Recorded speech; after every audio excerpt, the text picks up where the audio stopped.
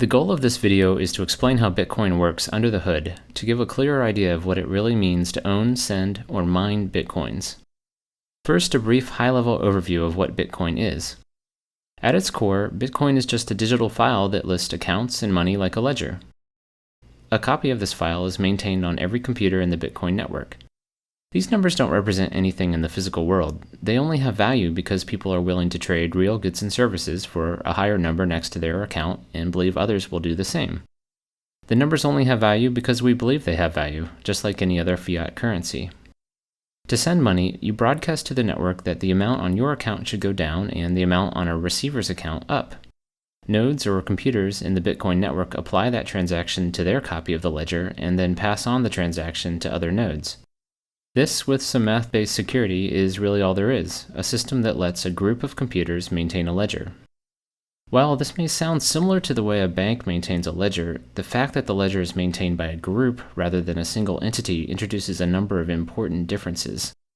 For one, unlike a bank where you only know about your own transactions, in Bitcoin everyone knows about everyone else's transactions.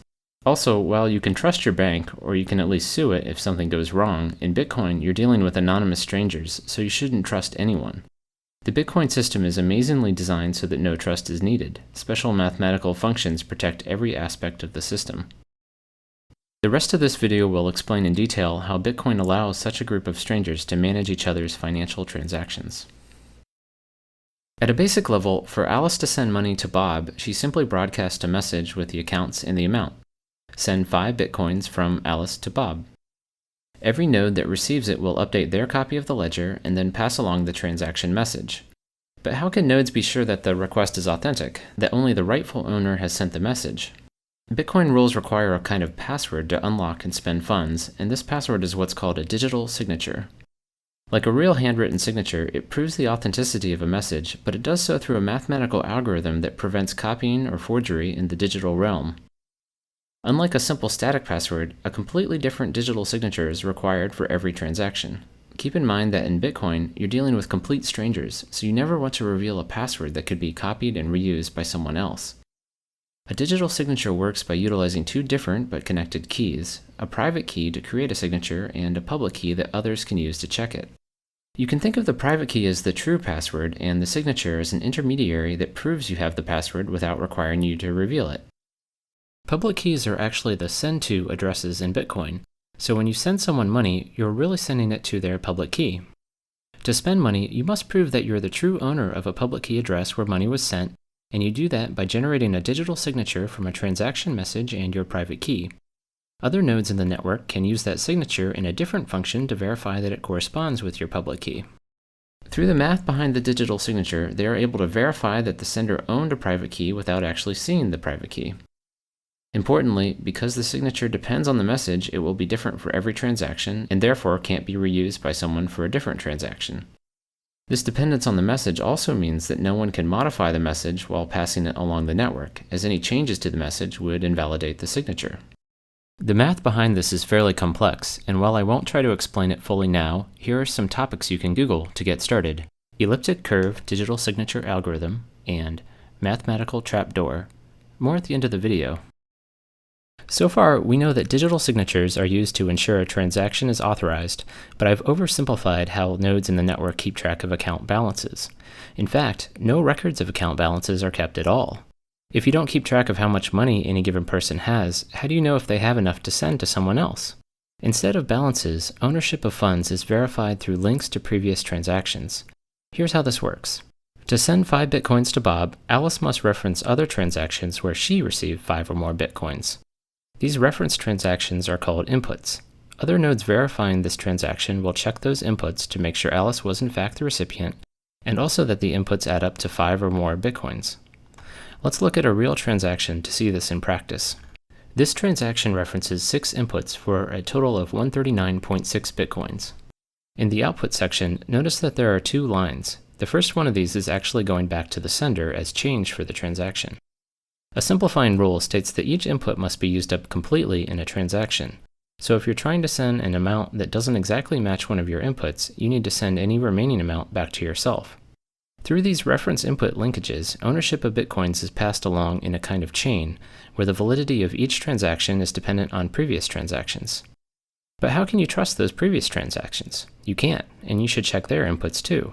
In fact, when you first install Bitcoin wallet software, it downloads every transaction ever made and checks each one's validity all the way back to the very first transaction.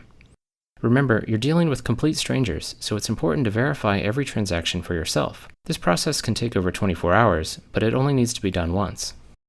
Once a transaction has been used once, it is considered spent and cannot be used again. Otherwise, someone could double spend an input by referencing it in multiple transactions. When verifying a transaction, in addition to the other checks, nodes also make sure that inputs haven't already been spent. To be explicit, for each input, nodes check every other transaction ever made to make sure that input hasn't already been used before. While this may seem time-consuming, as there are now over 20 million transactions, it's made fast with an index of unspent transactions. So instead of a ledger of balances, Bitcoin nodes keep track of a giant list of transactions. Owning Bitcoins means that there are transactions in this list that point to your name and haven't been spent, or in other words, used as inputs in other transactions. One interesting consequence of this ownership structure is that figuring out your own balance requires iterating through every transaction ever made and adding up all your unspent inputs. Another interesting note about transactions is that the system can support more complex ones than simply sending funds to one person. You may have noticed a cryptic-looking line of text in the output shown previously. It turns out that outputs are more like puzzles to be solved rather than simple to addresses. Rather than emailing, sending money in Bitcoin is more like putting money in a public locker and attaching a math puzzle that must be solved to open it. The puzzle is defined using a special scripting language, and while it's typically designed so that only a single owner of a public key can solve it, more complex conditions are possible. For instance, 2 out of 3 signatures could be required for an escrow-based transaction. Another example is the very first Bitcoin transaction ever made, which was a puzzle that anyone could solve. While most Bitcoin software hides the scripting layer for you, you're free to write your own software and claim conditions, although this can be risky. Over 2,600 Bitcoins were lost in one batch of transactions due to a malformed address.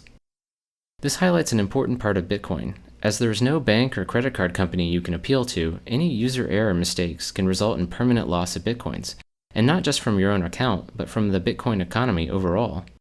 If you lose your private key, any funds associated with the corresponding public key will be gone forever. Because people will likely lose private keys due to hard drive crashes and insufficient backups, this means the Bitcoin currency will eventually be a deflationary one. Before explaining the final piece that secures Bitcoin, mining, I want to highlight a few points about anonymity in Bitcoin. If you access Bitcoin through a Tor network that hides your IP address, you can use Bitcoin without ever revealing anything more than your public key. And to avoid someone linking your transactions together, remember they're all publicly stored on every computer, you can generate a new public key for every incoming transaction. It is possible, however, to inadvertently link public keys together. In the transactions shown earlier, 6 input transactions were used as sources, and despite the fact that all those inputs were sent to different addresses, they all became linked in that transaction. The sender proved that he owned all of those addresses by supplying the digital signature to unlock each one. Researchers have in fact used these links to study Bitcoin user behavior.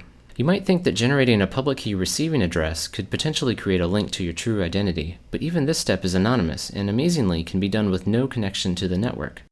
You simply click a button in your wallet software and it randomly generates a new private and public key. Because there are so many different possible addresses, there's no reason to even check if someone else already has that key. Compare this to signing up for an email address where almost everything you might try has been taken. In fact, if you did guess someone else's key, you would have access to all their money. This is the total number of possible Bitcoin addresses. These large numbers protect the Bitcoin system in several ways, so it's useful to try to appreciate just how big they are. Some estimates for the number of grains of sand in the entire world are around 7.5 million trillion. Now imagine that every grain of sand represented an entire other Earth of additional grains, and you're still much smaller than the possible number of Bitcoin addresses. Let's recap Bitcoin security so far. By verifying the digital signature, we know that only the true owner could have created the transaction message. And to make sure the sender actually has money to spend, we also check each referenced input, making sure it is unspent. But there is still one large security hole in the system that can make this unspent check unreliable, and this has to do with the order of transactions. Considering that transactions are passed node by node through the network, there's no guarantee that the order in which you receive them represents the order in which they were created. And you shouldn't trust a timestamp because someone could easily lie about the time a transaction was created. Therefore, you have no way to tell whether one transaction came before another, and this opens up the potential for fraud. A malicious user, Alice, could send a transaction giving money to Bob, wait for Bob to ship a product, and then send another transaction referencing that same input back to herself. Because of differences in propagation times, some nodes on the network would receive the second double spending transaction before the one to Bob. And when Bob's transaction arrived, they would consider it invalid because it's trying to reuse an input. So Bob would be out both his shipped product and his money. Overall, there would be disagreement across the network about whether Bob or Alice had the money because there's no way to prove which transaction came first. In light of this, there needs to be a way for the entire network to agree about the order of transactions, which is very much a daunting challenge in a decentralized system. Bitcoin's solution is a clever way to both determine and safeguard the ordering through a kind of mathematical race. The Bitcoin system orders transactions by placing them in groups called blocks and linking those blocks together in something called the blockchain. Note that this is different from the transaction chain we discussed earlier. The blockchain is used to order transactions, whereas the transaction chain keeps track of how ownership changes. Each block has a reference to the previous block, and this is what places one block after another in time. You can traverse the references backwards all the way to the very first group of transactions ever made. Transactions in the same block are considered to have happened at the same time, and transactions not yet in a block are called unconfirmed or unordered. Any node can collect a set of unconfirmed transactions into a block and broadcast it to the rest of the network as a suggestion for what the next block in the chain should be. Because multiple people could create blocks at the same time, there could be several options to choose from. So how does the network decide what should be next? We can't rely on the order that blocks arrive because, as explained with transactions above, they may arrive in different orders at different points in the network. Part of Bitcoin's solution is that each valid block must contain the answer to a very special mathematical problem. Computers run the entire text of a block plus an additional random guess through something called a cryptographic hash until the output is below a certain value. A hash function creates a short digest from any arbitrary length of text. In our case, the result is a 32-byte number. Here are some examples of the specific hash function Bitcoin uses, SHA-256. Note how much the output changes in result of a single extra period at the end of the third example. The output is completely unpredictable, so the only way to find a particular output value is to make random guesses. It's very much like guessing the combination to a lock. You might get lucky on your first guess, but on average it takes many guesses. In fact, in Bitcoin, it would take a typical computer several years of guessing to solve a block. With every computer in the entire network all guessing numbers, it takes about 10 minutes on average for someone to find a solution. The first person to solve a math problem broadcasts their block and gets to have their group of transactions accepted as the next in the chain. The randomness in the math problem effectively spreads out when people find a solution, making it unlikely that two people will solve it at the same time. Occasionally, however, more than one block will be solved at the same time, leading to several possible branches. In this case, you simply build on top of the first one you received. Others may have received the blocks in a different order and will be building on the block they first received. The tie gets broken when someone solves the next block. The general rule is that you always immediately switch to the longest branch available. The math makes it rare for blocks to be solved at the same time, and even more rare for this to happen multiple times in a row. The end result is that the blockchain quickly stabilizes, meaning that everyone is in agreement about the order of blocks a few back from the end of the chain. The fact that there's some ambiguity in the end of the chain has some important implications for transaction security. For instance, if your transaction finds itself in one of the shorter branches, it will lose its place in line within the blockchain. Typically, this just means it will go back to the pool of unconfirmed transactions and be included in a later block. Unfortunately, this potential for transactions to lose their place opens the door to the very double spend attack that was our original motivation for an ordering system. Let's look at how a double spend attack would work in the system described so far. A fraudster, Alice, sends money to Bob. Bob then waits for the transaction to get confirmed into the blockchain and then ships a product. Now, because nodes always switch to a longer branch, if Alice can generate a longer branch that replaces the transaction to Bob with one to someone else, his money will effectively get erased. Bob's transaction will initially get tossed back into the unconfirmed pool, but since Alice has replaced it with another transaction that uses its same input, nodes will now consider Bob's transaction invalid because it's referencing an already spent input. So how does the ordering system prevent Alice from defrauding Bob? You might think that Alice could pre-compute a chain of blocks to spring on the network at just the right time, but the math puzzles in each block actually prevent this.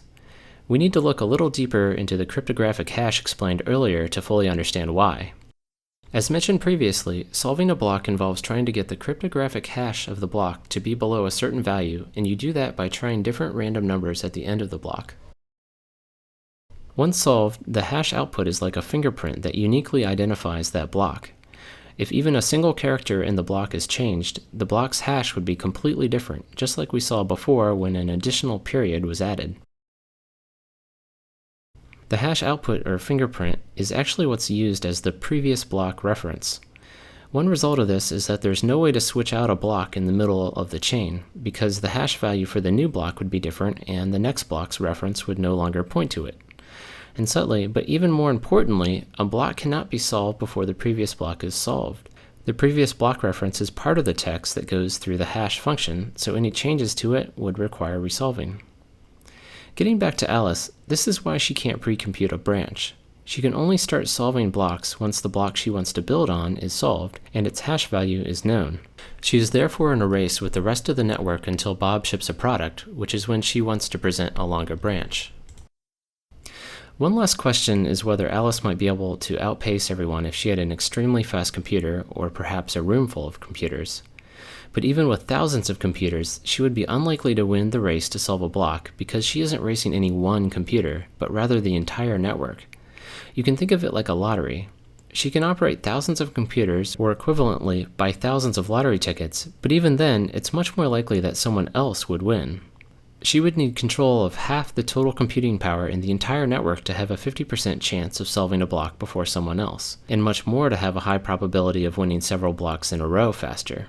So transactions in the blockchain are protected by a mathematical race, one that pits an attacker against the entire rest of the network. A consequence of blocks building on top of each other is that transactions further back in the chain are more secure.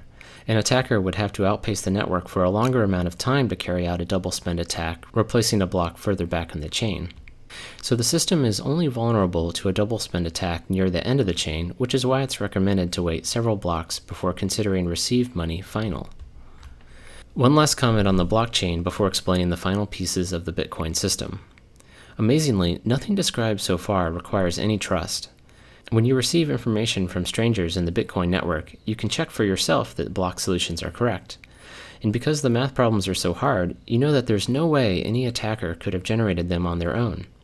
The solutions are proof that the computing power of the entire network was brought to bear. Now that we've discussed how money is transferred through digital signatures and transaction chains, and how the order of those transactions is protected in the blockchain, let's go over the final piece, where Bitcoins come from. To send money, you must reference a previous transaction where you were the recipient, but how do coins get into this ownership chain in the first place? As a way to slowly and randomly generate and distribute coins, a reward is given to whoever solves a block. This is why solving blocks is called mining, although its real purpose is to verify transactions and safeguard the blockchain. Every 4 years, the block reward is cut in half, so eventually no more coins will be released. About 21 million in total will be created. Bear in mind that you can send down to 1/100 millionth of a Bitcoin, so the total number available will likely not limit the currency's usability. Once the block rewards cease, what incentive will miners have to process transactions? In addition to the block reward, miners also get any transaction fees that can optionally be included with transactions. Right now, miners will include transactions with no fees into blocks because their main incentive is the block reward. But in the future, transactions will likely be processed in order of the fees attached, and ones without fees will likely be ignored. So sending money in Bitcoin will probably not be free, but will hopefully still be cheaper than current credit card fees. As mentioned before, on average, it would take several years for a typical computer to solve a block, so an individual's chance of ever solving one before the rest of the network, which typically takes 10 minutes, is very low. To receive a steadier stream of income, many people join groups called mining pools that collectively work to solve blocks and distribute rewards based on work contributed. These act somewhat like lottery pools among coworkers, except that some of these pools are quite large and comprise more than 20% of all the computers in the network. The fact that some of these pools are so large has some important implications about security. As mentioned before, it's very unlikely for an attacker to solve several blocks in a row faster than the rest of the network, but it is possible, and the probability increases as the attacker's processing power gains in proportion to the rest of the network. In fact, one of these money pools, BTC Guild, has solved 6 blocks in a row by itself and has voluntarily limited its members to ward off distrust in the entire Bitcoin network. Even with substantial computing power, the farther back in the blockchain a transaction gets, the harder it would be for an attacker to change it. The current recommendation is to wait for a transaction to make it into at least one block or get one confirmation before considering it final. And for larger transactions, wait for at least 6 blocks. In light of BTC Guild's ability to solve 6 blocks in a row, you might want to wait even longer. By design, each block takes about 10 minutes to solve, so waiting for 6 blocks would take about an hour.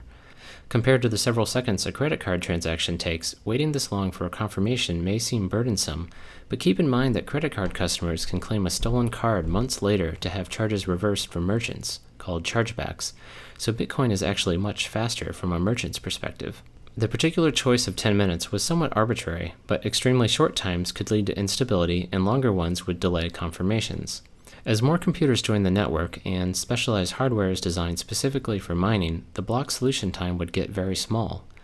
To compensate, every 2 weeks, all the Bitcoin software recalibrates the difficulty of the math problem to target 10 minutes. For comparison, a similar digital currency called Litecoin has been able to operate with a 2.5-minute block time. In summary, Bitcoin is a mathematically protected digital currency that is maintained by a network of peers.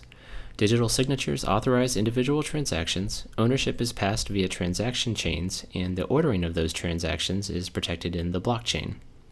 By requiring difficult math problems to be solved with each block, would-be attackers are pitted against the entire rest of the network in a computational race they are unlikely to win. Bitcoin promises many interesting ideas, such as insulation from government meddling, anonymity, and potentially lower transaction fees. It also has many challenges, as it is currently very difficult to exchange Bitcoins for other currencies, and it has been cited as a haven for illegal activity and tax evasion, so governments may try to ban it. Also, the mathematical race that protects the blockchain uses a substantial amount of electricity. If you'd like to view a written version of this video, you can find one on my personal blog, imponderablethings.com. The blog also has some additional explanations of the math behind the digital signatures and cryptographic hashes that underlie the system.